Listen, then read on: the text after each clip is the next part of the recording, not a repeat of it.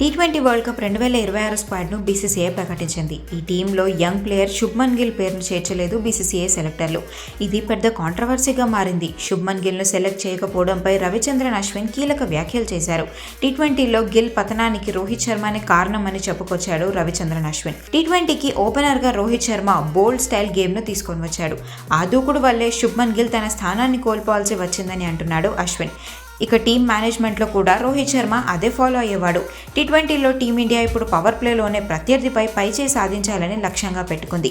ఇక ఆ గేమ్ ప్లాన్కు అభిషేక్ శర్మ, సంజు శాంసన్ లాంటి ప్లేయర్స్ సరిపోతారని అశ్విన్ అంటున్నాడు. గిల్కు టీం మేనేజ్మెంట్, సెలెక్టర్ల నుండి పూర్తిగా సహకారం ఉన్నప్పటికీ ఆశించిన స్థాయిలో ఆడలేకపోతున్నాడు.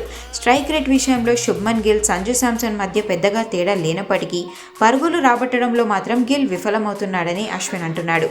ఏదేమైనా గిల్ ఆట తీరు టీం కాంబినేషన్ దెబ్బతీస్తుందని, అతన్ని టీ20 వరల్డ్ కప్కు సెలెక్ట్ చేయకపోవడం ఆశ్చర్యాన్ని కలిగించలేదని అశ్విన్ పేర్కొన్నాడు.